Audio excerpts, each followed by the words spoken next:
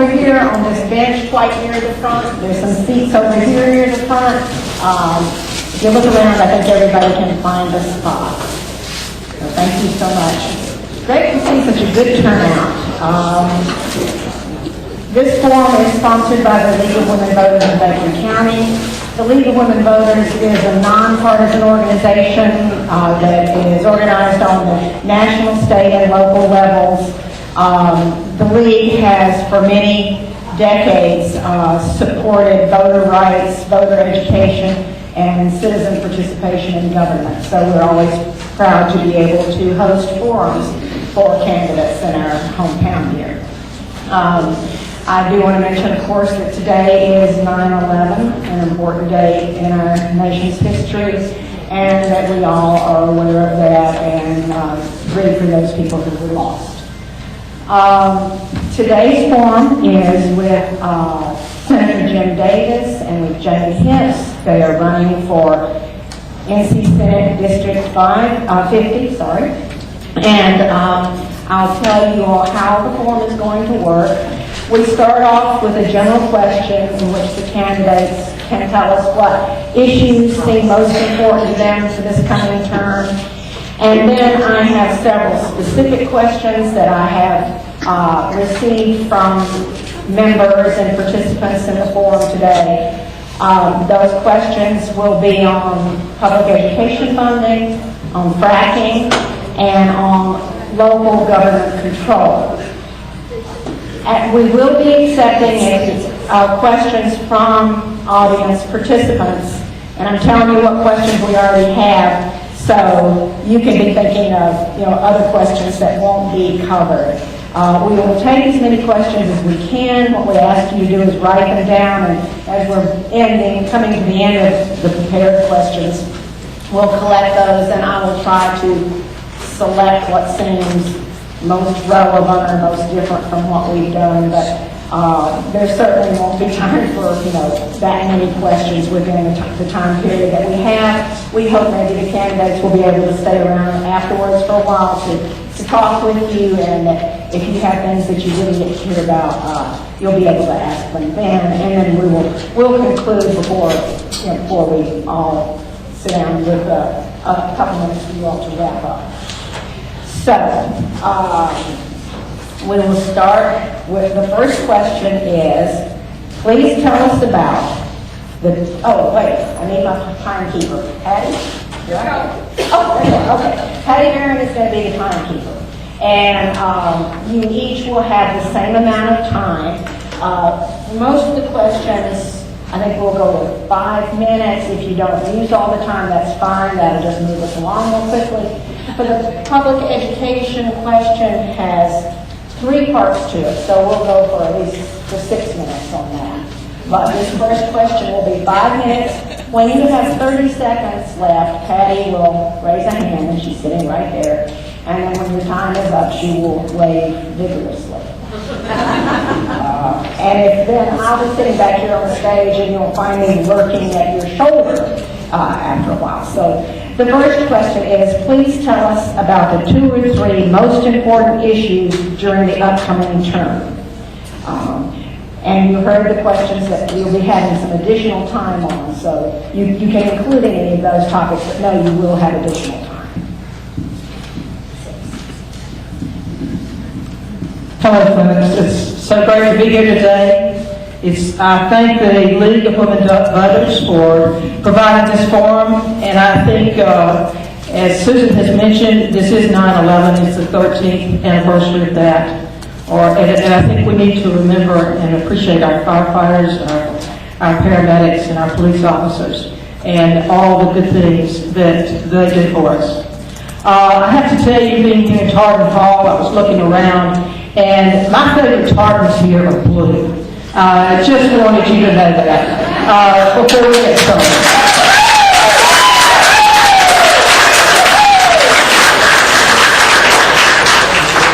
Now, the question is, why am I running for state office? Why am I running for the state senate? And the reason that I'm running for the state senate is that I'm standing up for our middle class people and our hardworking families in North Carolina and in western North Carolina. I feel like that the politicians in Raleigh have lined the pockets of millionaires, have given money to large corporations and to large special interest groups who have helped to fund their campaigns. And what that has done is that's left us, the middle people in the middle class, and the hardworking people with less and less. And in Raleigh, these people have given money and given favors to our millionaires and billionaires and to special interest groups. And they have done that on the backs of our working class people. Our working class people are now paying more on their utility bills. They're now paying more for school lunches. Everywhere you look, even if you go to the movies, there's a price to be paid for that. And when you look at this tax burden, it's putting a greater burden on people making $84,000 or less than other people. But let's talk about where this money has come from that's going to the billionaires, that's going for favors. $500 million was taken out of our public school funds. $500 million was taken from the people, our children, who have no voice. And education, as we know it, is one of the greatest things that we can give to a child. It's written in the North Carolina Constitution. We have no right to take that away. So one of my big issues is education, is public school education from pre-K all the way to the university level, because we're suffering in every one of those areas. And that's a concern. I had 38 years in public school education. I've helped with pre-K as I was a lead teacher in Jackson County schools. I've taught at the university level as an instructor. I've been there across the board. I'm on the Haywood County Community College Foundation, so I'm involved with the community college. I know education. I know what's happening to education should not happen. Our children in Macon County at this high school, they're working with books in the English classroom that are 17 years old, and their desks are pushed together so that they can share that knowledge. They don't have books to take home. We had better education as we came up. Georgia has better education for their kids. And the little boy said, "What's a textbook?" You know, that's how far we've got. And they can be electronic textbooks. I'm not against modern technology at all, but they need information that they can take home and learn. The other thing that I'm concerned about is fracking. I didn't start with this as part of my platform, but it showed up. And it's a major concern because it can pollute our drinking water. You know, an elementary concept is what is essential for life? And it's water, and it's clean air, and it has nothing to do with natural gas. And we need to remember that. And fracking in our environment and lack of respect for our environment, that is something that can't be here. You know, we drink these waters, we fish in these waters, we swim in these waters. Our crops and livestock are dependent on the waters. We baptize in these waters. We cannot pollute our waters. Another concern that I have is the economy, because we've lost so much within the economy. The Department of Commerce has cut what we have in this region by about 75 to 80%. The offices aren't there. We no longer have access to funds within the Rural Center. The money that we had for the Golden League Fund is gone into the general budget. So we've got problems, folks. I want to be your next senator. I want to be your voice. We haven't had a voice. The corporations have had a voice. The millionaires, the billionaires have had a voice. I can be your voice, and I can talk. You can hear me talk now. And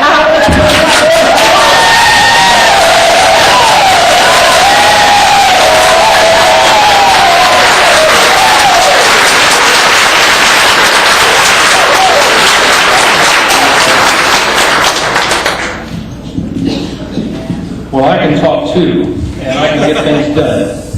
And that's the key. I believe the question was, what are the important things to do this next legislative session? Folks, the most important thing that we need to do is Medicaid reform. Medicaid is a runaway part of our budget. Since 2011, I think we Medicaid money. Keep it down. remain quiet. Respect the man. Excuse me, we ask that the audience remain quiet while speakers are speaking. This is an educational forum, it's not a rally. Please respect both speakers, and there should be no comments from the audience. Yes. Thank you very much.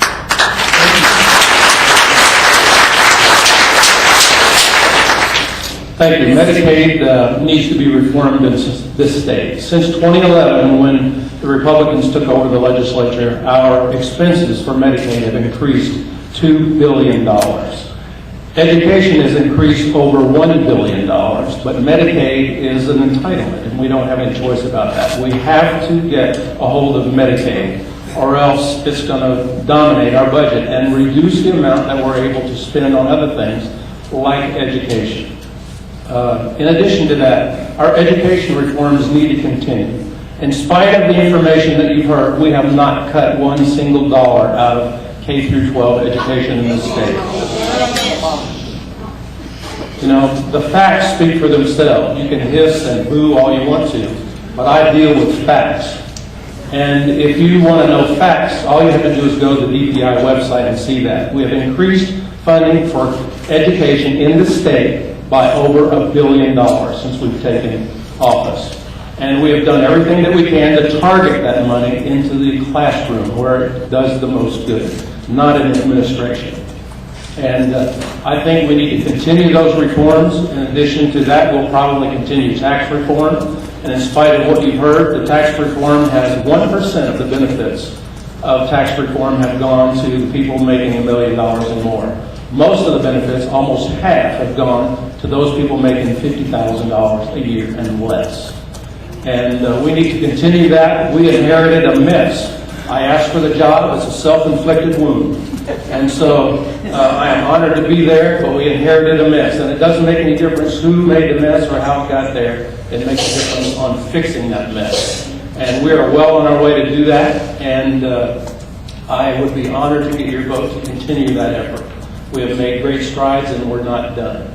And that's why I want to continue serving the 50th District as the Senator. Thank you.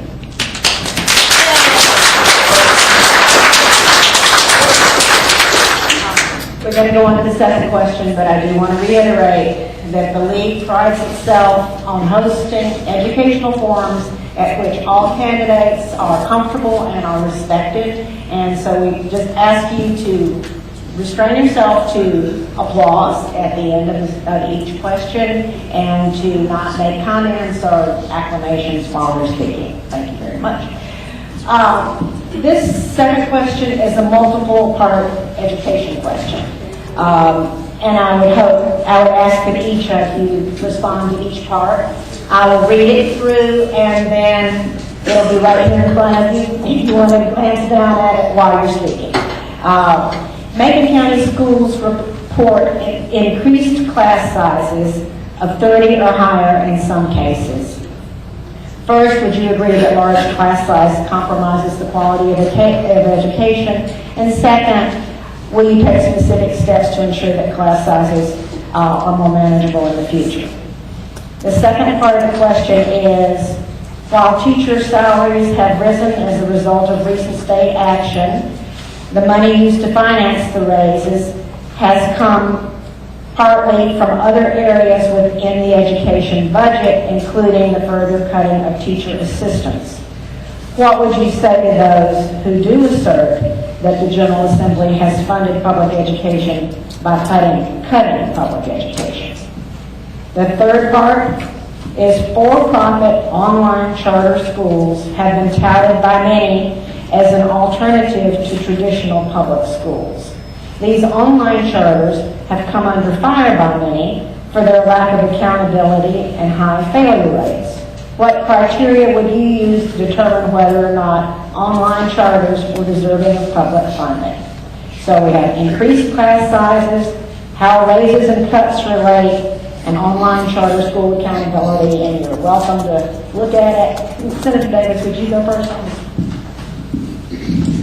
Be glad, thank you. We have dedicated $282 million in this year's budget for teacher salary increase. If it is not the largest pay increase in state history for teachers, it is close to the largest. There's some debate on whether that happens. The majority of that money comes from beginning teachers. Our teachers, when they started out, made $30,000, $800 a year. We were ranked about ninth in the Southeast and about 47th in the country as far as teacher salary. The latest salary increase that brings us to fourth were superseded by Georgia, Kentucky, and Louisiana. Makes us fourth in the Southeast and puts us about 32 in the nation. So it's a great start. But we can't do all this at one time. The largest raise goes to the beginning teachers. Some of them got as much as an 18% raise the first year. That's where we're having the most problem, is attracting beginning teachers in our educational system. Some of the teachers that have been teaching for like 30 years saw maybe a 0.5% raise, and that's all. But they're at the pinnacle, the end of their career, and we felt that we had limited resources, and we were going to dedicate those to the beginning teachers. And that money is recurring revenue. We didn't rob other parts of the educational system. We increased the 2013 budget, increased education funding by 5%. Now, teachers' assistants, there are no, I repeat, no teachers' assistants that lost their job as a result of what the legislature did this year. None. We have taken $85 million out of the teacher's assistant allocation and put it in the teacher's allocation. The reason why we did that is that the local educational authority had the flexibility to take money that was given to teachers' assistants, that they were given for that, and divert it to teachers, and many of them did, to the tune of about $85 million. We wanted to have truth in advertising. We wanted to make sure that the people that when we were allocating that money, it went to where we intended it to go. And so it netted out. $85 million taken out of teachers' assistants, $85 million put into teachers to reflect what local educational authorities did. As far as for-profit educational systems, I think that every educational system in our state should be held to the same standards. But I don't think just because a school makes a profit that it makes it evil. I think the most important thing to do is to educate the kid. And when we have opportunity for kids and parents to have options in their educational system, I think that's a good thing. I think competition makes us all better. And we will continue that record as well. Thank you.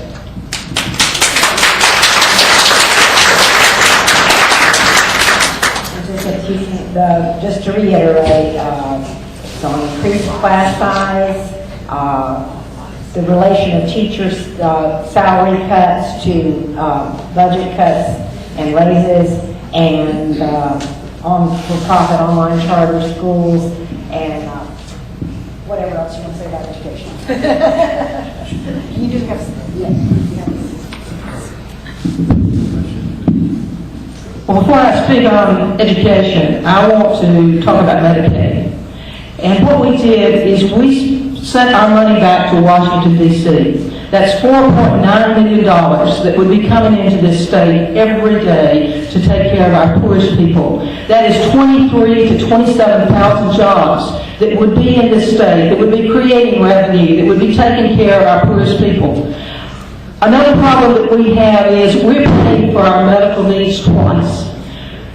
Our people who didn't get the Medicaid money are going to the hospitals, to our emergency rooms when they're sick, and that's putting a burden on the hospitals. That's causing us to pay twice. We're still paying for that money. California's enjoying our money.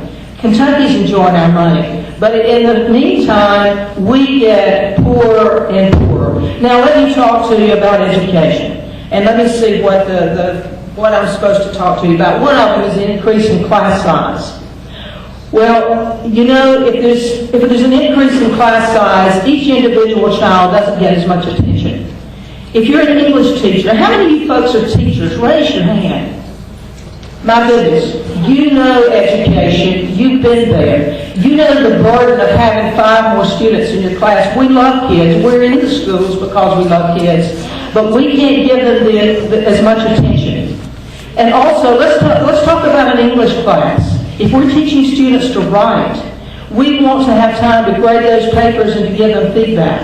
How difficult is it to grade 24 papers, then But what if you have to grade 30 papers? It's going to take a lot more time. The kid doesn't get as much feedback. You can't get as many assignments. We can't deal with increased class size as it's happening. Also at the elementary level, we need those teaching assistants all the way to the 3rd grade because children need that time spent with them to reinforce the concepts that the teacher has given them. So we need that. We can't deal with increasing class size. Now, let's talk about this pay raise that the teachers got. And yes, it's good at the beginning teachers got raises, and our senator talked about the fact that it's hard to get new teachers. But you know what? We're having trouble keeping the teachers that have been there for a long time because they're leaving in droves. They can get more money if they go to Georgia. They can get more money if they go to Virginia or South Carolina. We're not giving the teachers the respect that they deserve. And where did this money come from? Well, it was robbing Peter to pay Peter. They took $76 million out of the university budget. They took money from longevity pay. That was money that the teachers thought that they were going to get again. They're also putting that on the promise of what the lottery system is going to give to us, which is money that's paid for, is generated basically on the backs of our poorest people.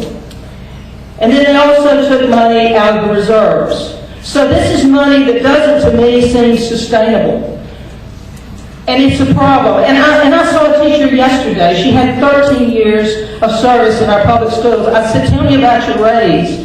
She said, well, I saw a $60 deduction from my paycheck. How is that a way to reward and to encourage the teachers that we have? When we've taken away their teaching assistants, when we've taken away textbooks, they don't have textbooks, when they don't have the supplies that they had, when technology's been cut, when they don't have access, our children don't have as much access to transportation funds, we've got a problem. We've got a problem in public school education. Now let me address the charter schools.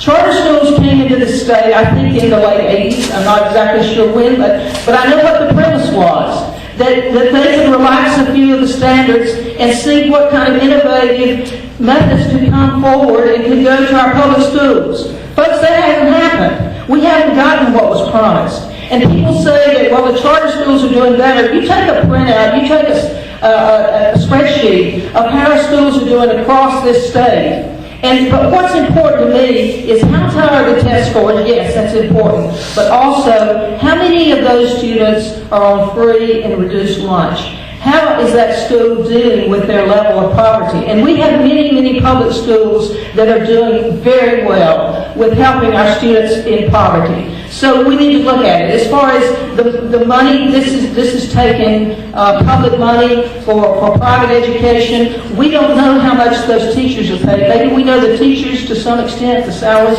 We don't know how much the headmasters are making. And I've heard that some of these headmasters are making more than our superintendents are making. Something's not right there. Something doesn't connect. Now let's talk about virtual schools, where you're getting it on the computer. Read the research, folks. It doesn't pan out. They have a high dropout rate. It takes a lot of experience and self-discipline to do work on the internet. Thank you so much.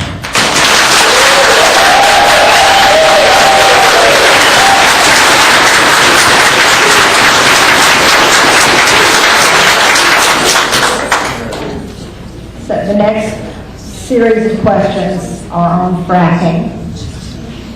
At a recent informational session on fracking hosted by Dr. Davis, the statement was made by Commissioner Womack of the Mining and Energy Commission that to just say no isn't an option at this point. Given the emergence of science suggesting a range of possible environmental and health risks of fracking, and opposition to fracking in western North Carolina, do you agree with that statement? The statement that just to say no is not possible. If so, how do you respond to constituents that say the risks and changes to our community are not worth any potential economic or energy gains from fracking? Exploration in western North Carolina has been temporarily taken off the schedule. Would you support an exclusion zone for the mountains or would you support fracking in Macon County if the resources are found? So, the multiple part, do you think it is too late to just say no to fracking? Are you concerned about the risks that scientific studies have found, the health and environmental risks, and how do you respond to constituents in Western North Carolina that are concerned about the risks? And would you support fracking in Macon County in Western North Carolina where the resources found? Ms. Hicks. I know we have a mixture of Democrats and Republicans here. And I want to quote a Republican state senator from North Carolina. His name was Jesse Helms. And he was famous for always saying no, no, no. And that's the way I feel about fracking, folks. No. Not in my backyard, not in our mountains, and I don't want to see it in our state. You know, when they talk about the water that goes into frack, go ahead and clap. That's fine.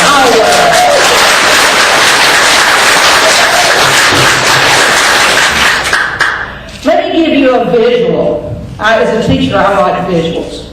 But we've got a football game coming up Friday night, I think, with the Franklin Panthers and the Bryson City Maroon Devils. And I want you to visualize both of those football fields. They're 360 feet long by 160 feet wide. Let's dig them 6 feet deep. Let's excavate them. Let's excavate both of them. Now let's fill them with water. If we fill them with water, my mathematician says that's 5 million gallons of water. That's the average amount of water that goes into frack and get natural gas. Now, when that comes back, and it's not just water though, folks, it's got chemicals. They don't tell us what's in it. You know, Coca-Cola doesn't give us their proprietary formula, but we know what's in there. There's some sugar and there's some caramel color and so on and so forth. But these folks won't tell us what's in there. We don't necessarily want to know the proportions, but we don't know what's in there. But when they put that water in, it stays there except for about 20% of it. That comes back up. Our scientists don't have the technology to know what to do with that poisonous water, so we're left with it. That's a problem. But you know, this gentleman, number one is in kindergarten, you learn to clean up your mess. And these companies can leave their mess and walk away, and it's left to the property owners. Another thing that we learned in kindergarten is don't take what's not yours. And these fracking companies can go in and frack under your land, even if you say no. And it says that we tell the children to know the facts before they implement an idea, before they act on something. And we don't know what the Energy and Mining Commission is going to have in their rules. And yet it's already been passed that we will go with what they come up with. And another thing is to keep your promises. And this General Assembly has not kept their promise because they were going to study fracking further before they came up with the actual decision to frack. And you know, another thing that is sort of said slowly and softly to children is don't relieve yourself in the pool. They may not say it exactly that way, but what that means is don't leave your mess in the water. And that's what they're doing.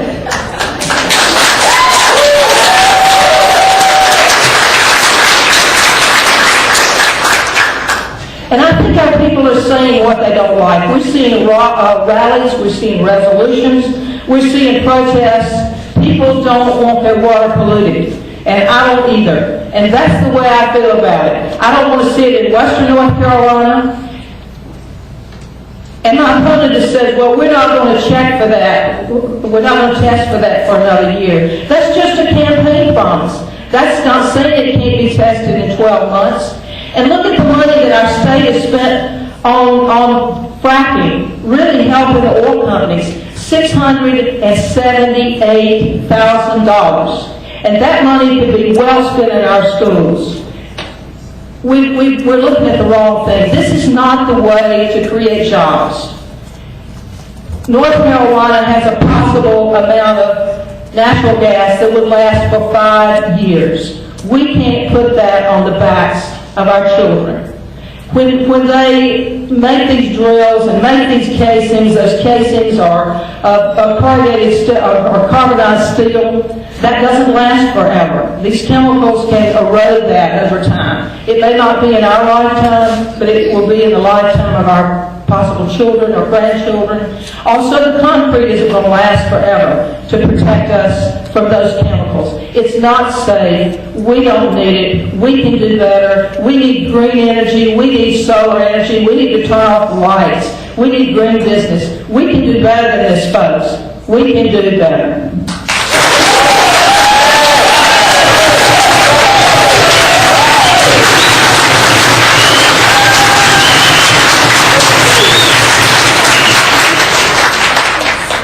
Presuming all of you who clapped walked here to this meeting. Folks, we need energy. Well, I see one, but she just walked from work. We need energy to run this country. And if you want to dedicate your life to green energy, that is solar and wind, have at it. But it costs 5 times as much as fossil fuel energy. We don't know how much shale gas we have in this country. We don't know how much we have in this state. And so for us to presume that there's only 5 years, that's something for private business to decide. You think that if it's not there, if you think it's not there, they're going to invest money in looking for it. We have I'm a proud co-sponsor of the shale gas exploration bill in the legislature. And the reason why is because we have really a lot of problems with our national security. We have to be energy independent in order to maintain our national security. And shale gas is part of green energy. Folks, we have a company that employs 1,200 people in Haywood County, in Jane Hipp's home county, that unless we get them up to the environmental regulations that the federal government is imposing upon them because they burn 10 carloads of coal a day, then they're going to shut down. That's almost a $500 million economic impact in our economy in Western North Carolina. So long as we can do it and environmentally and consumer protections are in place, I am all for it. Even President Obama's Interior Secretary, his Energy Secretary, his past Energy Secretary support this exploration. They say to make a choice between your environment and a choice between harvesting this resource is a false choice. A lot of smart people there. And as far as the water contamination, if you really wanted to know about this, I would have. It's too bad that I know some of you were at our informational forum that we had last Tuesday. You should have been there because we had a balanced approach for people to be able to ask questions there and find out more about this. A lot of people are misinformed, and evidently Jane Hipps is misinformed as well. She still continues, no matter how many times you say that, it doesn't make it true. Again, we have put the strictest environmental and consumer protection laws in protections in this law in the state, and we're going to have to do something to be able to keep our energy independence in this country. I think that we've done the right thing, and I also believe that North Carolinians, even though the likelihood that shale gas is in the western part of the state, and even though DENR has suspended the testing that they were going to do out here to see it, we have the wrong kind of rock here. It's probably going to only occur around Pinehurst area, in Lee County, and in that particular area, probably about 3 counties. And so long as we can do it safely and protect the environment, then I'm all for it. John Hickenlooper is the Democrat governor of Colorado, and as a publicity stunt, he took a glass of fracking fluid and drank it, and he's still alive. And so for these people that are just really afraid of what's going on, these chemicals will be known in North Carolina. They'll be known by the Mining and Energy Commission. They'll be known by the EMT people, and they'll be known by DENR. And they will be able to, if in fact there is an accident somewhere, they will know what these chemicals are. But some of them are trade secrets, and that's why they're protected. So as far as fracking, I co-sponsored the bill. I'm glad I co-sponsored the bill. The likelihood that it's going to happen in Western North Carolina, it is very remote. but it is part of an energy revolution in this country, and if we want to bury our heads in the sand, so to speak, have at it.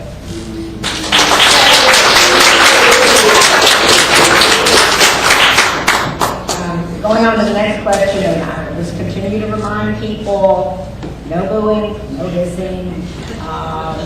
I've moderated many forums. Sometimes when I'm in this room, there's a whole lot more Republicans than Democrats. Sometimes there's a lot more Democrats than Republicans. So the only way to have a civil, polite forum is for everybody to respect the other person.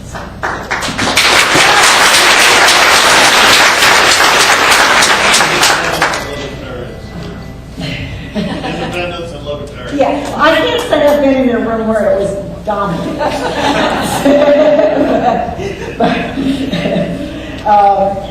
There is a moratorium on local governments passing environmental regulations, while the General Assembly considers prohibiting local governments from having regulations stronger than the state, including ones they already have on the books.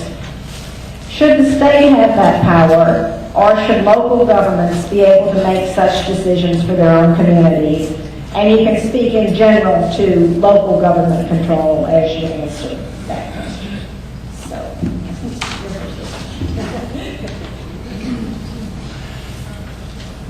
I think you said that there are no environmental regulations in North Carolina stricter than the state regulations. Actually, we passed in the legislature that no local government can pass environmental regulations stricter than the federal regulations.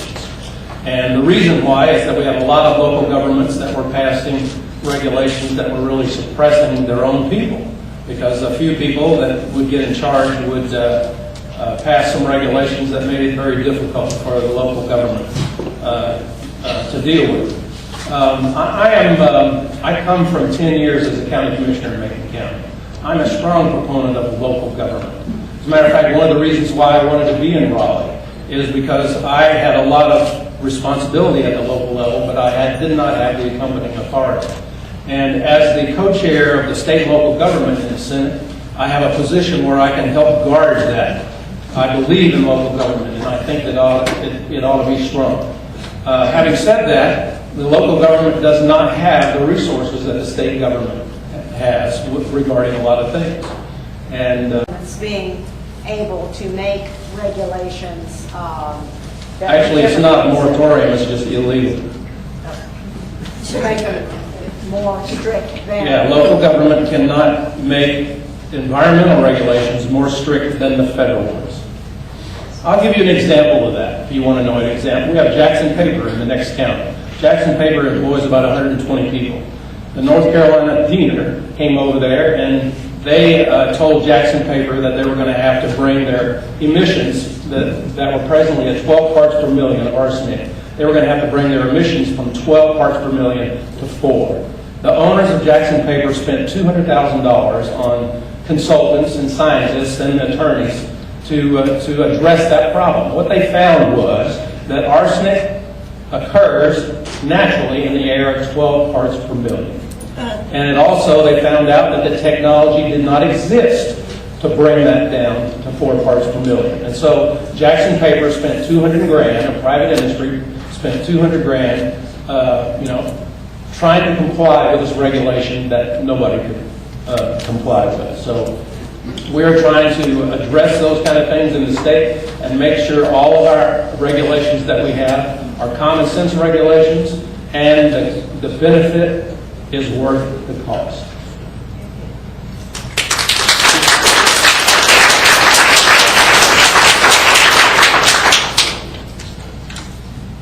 you want to read the question.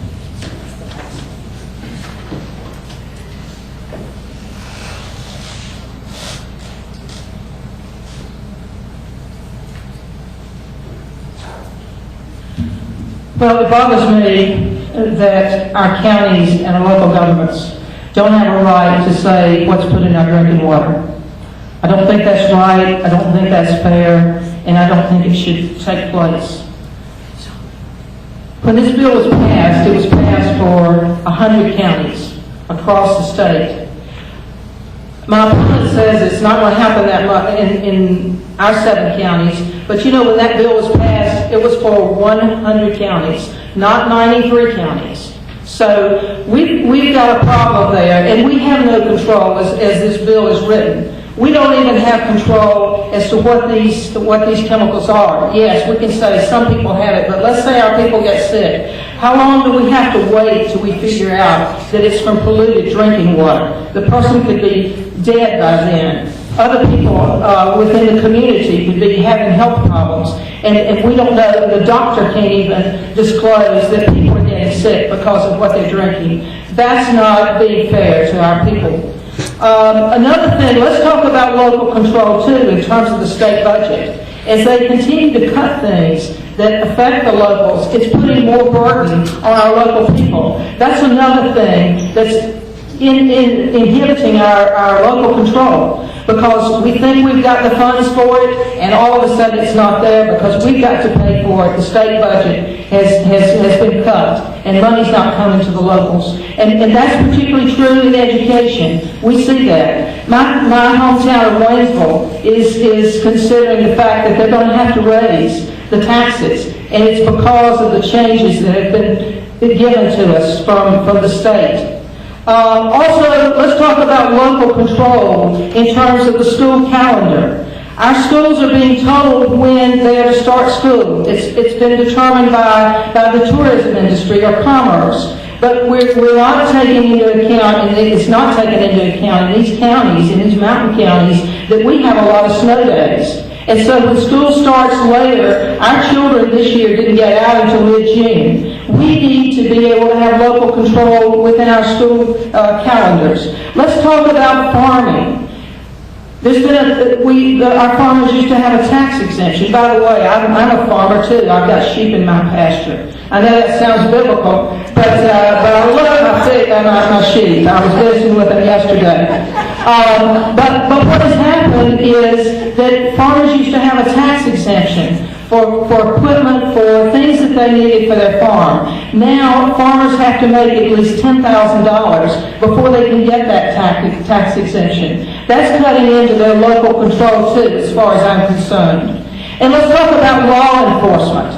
They have less local control too. There's a dispatch station now for this region that's in Hickory, and sometimes those messages can't get back to our people, and that's confusing. So our local law enforcement, the people who protect us, that's a problem. Our voice needs to be heard, and I am so glad that Evergreen Packaging got that money, and they're able to move forward. But you know, that part of Evergreen Packaging was taken out of a large bill, and that bill included other incentives. And I have a neighboring county, Buncombe County. They have the opportunity to bring in 2 industries with about 500 jobs. They can't do it because the incentives are not there. The General Assembly did not provide for them the money for incentives. That is hurting our state. That's hurting our economy. We've got to do better. Our people don't have a voice when our local control is taken away. And we need to have a control as to what's happening to our property, the property that we own, and also the property that's within our counties, so that it's not fracked and it's not destroyed. That's the way I feel about local control, folks.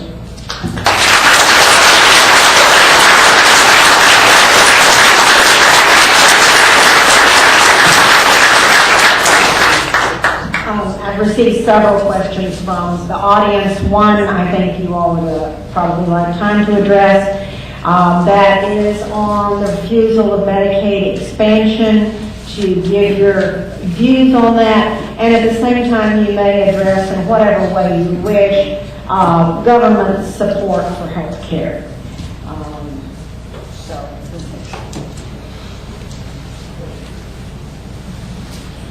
Well, we need to have Medicaid expansion.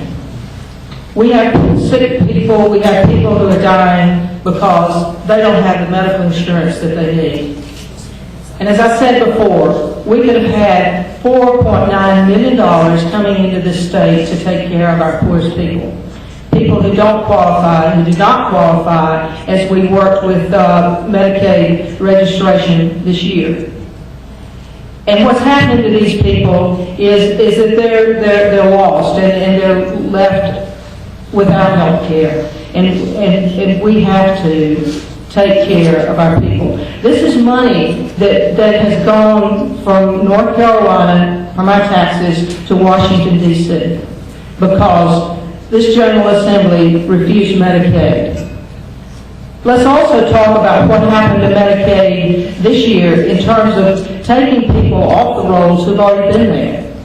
Our disabled, our elderly, our blind. Talk to the nursing homes who are offered, I think, $39 a day to take care of a patient, and they have expanded their nursing homes in order to be able to take care of people. So that's concerning. And the people that are in limbo right now it's about 12,000 people, North Carolinians, and we need to help our people. We have choices to make. How do we spend our dollars? Do we give them to the wealthy? Do we go with a tax reform that takes away money from our middle class, that takes away services? We have to do better than that, and we haven't done that. I think I pretty well answered the question, but we've got to take care of our people. Thank you.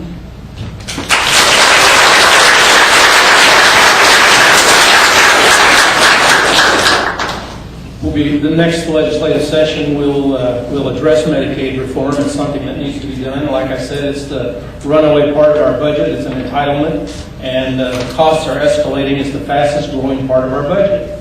And if you continue the way things are going, then it's going to swallow up the money that should be invested in other things like education, public safety, and other public health items. Medicaid expansion supposedly, and remember, all this Medicaid money that's coming down from the federal government, how much is our federal government spending every year that they don't have, that they're borrowing from these kids that you're educating, that you care so much about? What, about $500 billion a year?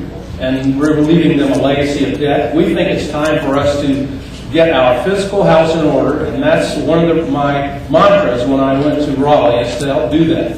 I was proud to stand on the shoulders of people that passed before me in Macon County, and we have a responsible budget. We have the lowest tax rate, or one of the lowest, one or two, tax rate in the state. And having done that, we've funded. We're done when I was on the county commission, and I'm proud of that. I think it was needed, and it needed to be done. But folks, we can't do more than we can afford. And if we were to expand Medicaid, it would cost the state an additional $1 billion. We can't do that. People say, well, we're going to get all this federal money in. Do you know how Obamacare is partially funded? By reducing the provider payments for Medicare. It's a bait and switch thing. And if you think that's an economically viable model, then you're mistaken. It won't happen. We deserve to do better for our kids. I agree with educating them, but we also have to leave them a legacy of more than debt. And just yesterday, I was over talking with Dr. Ron Paulus, who's the CEO of Mission, and Mission has an association with Angel Community Hospital, talking about that very thing, about Medicaid reform. In some states, if the federal government gives states additional flexibility to do what they think is going to be best practices for Medicaid reform, then I could be persuaded to participate in that, especially if we have an out. Eventually, if it doesn't work, then we won't do it. But folks, the promise is that the federal government is going to pay 100% of it until, 2022, something like that, and then we're only going to have to pay 10%. Well, my question is 10% of what? And if they can say it's going to be 10%, what's to say they're going to go to 30, 40, 50, and then 100%? We cannot afford it. We just can't afford it. And I'm not, while I'm in Raleigh, I'm not going to vote to spend money that we don't have. Our citizens deserve more than that, and I'm going to continue to do that. To vote for fiscally responsible state government. We inherited a mess. Again, we owed $2.8 billion for unemployment compensation. We owed the feds because we didn't have a proper unemployment tax rate that was imposed upon employers, and so we ran out of money, and then we borrowed $2.8 billion from the feds. As of last month, that debt is down to $610 million. We have a $2.5 billion budget deficit, and we took care of that. At the same time, we lowered tax rate on all people in the state by doing that. We balanced the budget and we lowered the tax rate. We think that more people should have more of the money that they earned in their own pockets. Let them spend it the way they want to. In addition to that, we have the unfunded liability for retiree health care was $32.8 billion. $32.8 billion. That's an unfunded liability. How's that for the kids in North Carolina? Because of the decisions that we made in Raleigh and because of the good work of our state treasurer, Janet Cowell, who's a Democrat, by the way, a very liberal Democrat, but she's physically conservative, and she doesn't set policy. That unfunded liability is now $23 billion. It's been brought down by $10 billion. So we think for employees that work for the state, including teachers, our health insurance plan was losing almost $500 million a year. $500 million. We increased by $22 a month those participants that were in the plan. We infused $7.2 million, I think, the first year, about $102 the second year, and now it's a solvent program. We are getting there, folks. And when we get there and we get our fiscal house in order, we'll have an opportunity to invest more money in the critical functions of government. I'm proud of that. I want to continue that.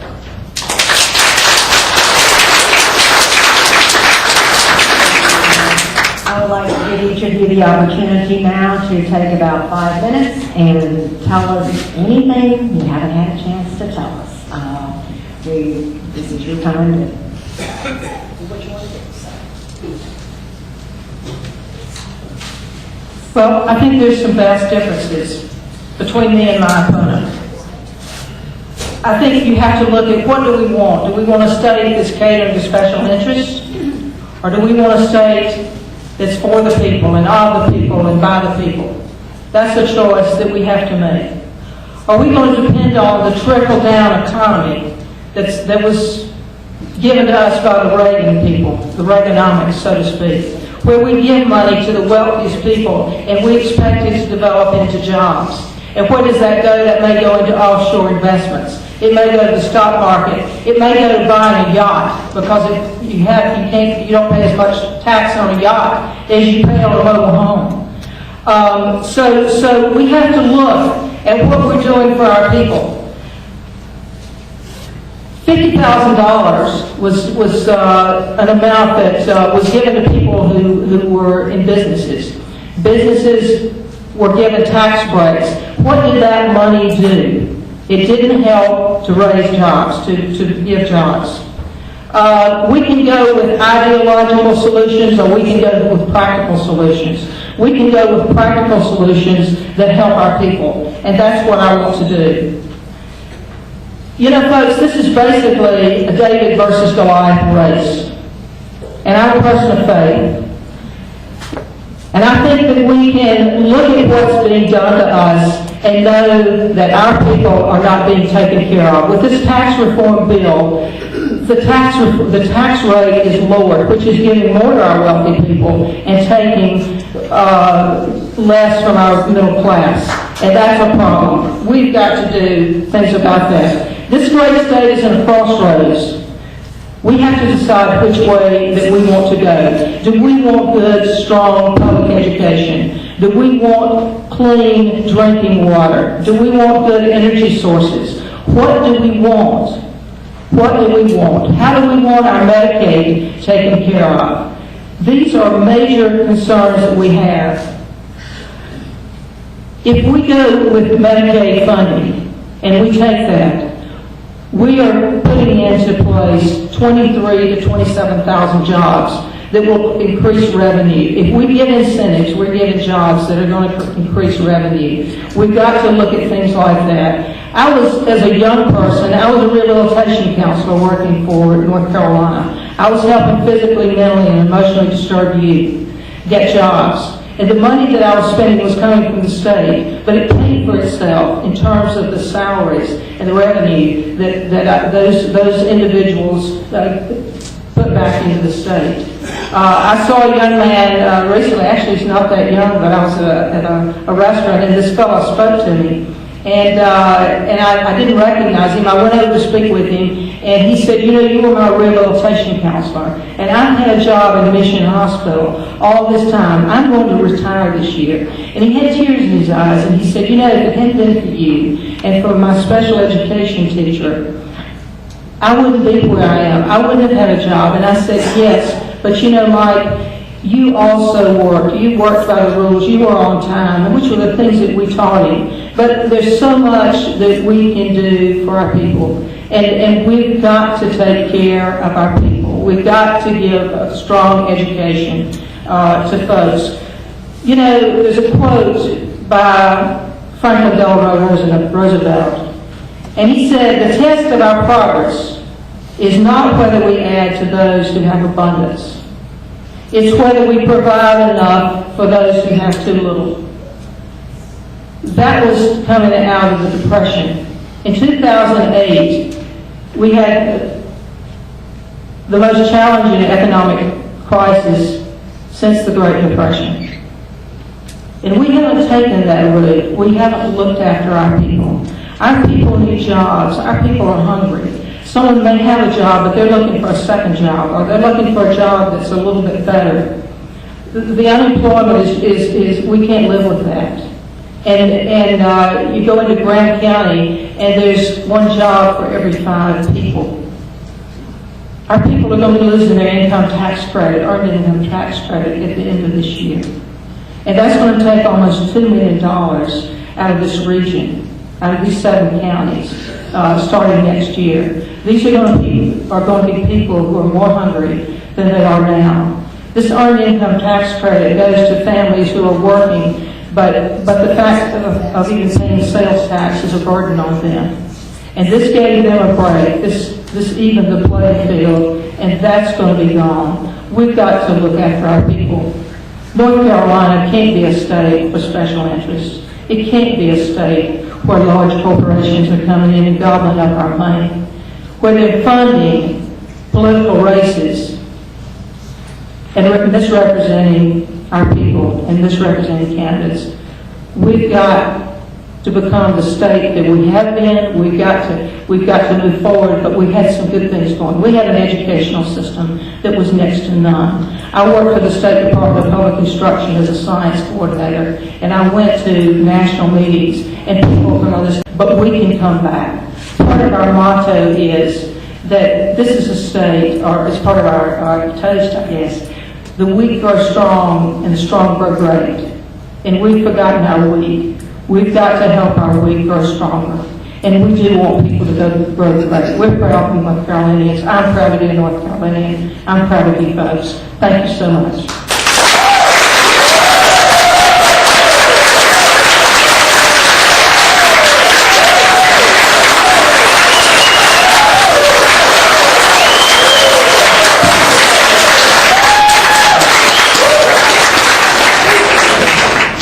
I presume that wasn't for me.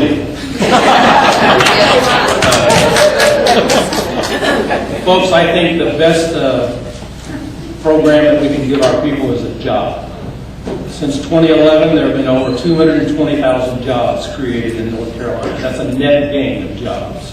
Our unemployment rate when we took office in 2011 was 10.4%. 10.4%. Since then, it's been reduced to 6.5. In April, it was actually 6.3, I think. The first time in 8 years that North Carolina's unemployment rate was lower than the national average. We are making progress, and we're getting there. But I believe that the best thing that we can do to help our folks is to give them a job, and to have that job, they need to be well trained for that job. So that means we have to have an educational system that prepares them for that, including our community college system. We have introduced efforts in our community college system to go back to trades. You know, I'm a pretty educated guy, and some of the dumbest people I ever knew were in graduate school. And we think that some people agree with me, and I can tell you some stories about that. But we think that the people that have trades are just as valuable as anybody else in our society. We need welders, and we need electricians, and we need masons. And that's where our community college system belongs. We are introducing a focus, more of a focus on those systems so that we can enhance those trade programs in our state. And so I make no apologies to anybody about what we've done for education in this state. As far as the statement that you made that we gave people a $50,000 in the state, we did not. For 2 years, the first $50,000 of their income was state tax-free. And that was a benefit. The first $50,000, that was a benefit to small business. And so that's just one of a myriad of false statements that you've heard here. If you believe that, you're misinformed. If you repeat it, you're misinforming. I am proud to run on my record. We've done well. We've turned the state around. Like I said, I don't blame anybody for where we were. It was a multitude of reasons why we were there, but it took bold leadership to turn our state around, and we're in the process of doing that. And if you want to continue to do that, you have a stark and a clear choice. I've been there, had a great training ground for state government. I was a county commissioner for 10 years, and I've been in the Senate for 4. I've learned the ropes. I have colleagues. I know what buttons to push to get things done. So I have a record of accomplishment there, and I'm proud of it, and I would like to continue to do that. So you have a stark contrast on what you want to do. And I would be proud to have your vote. And I appreciate again the League of Women Voters for hosting this forum. It's been a delight to hear, and I congratulate and I commend my opponent for being willing to debate this issue. I think it's very important in America. I love people that respond. I think it's fantastic that we live in a place where we can do that. It doesn't offend me at all. And so I look forward to our next 2 debates. Thank you again for being here.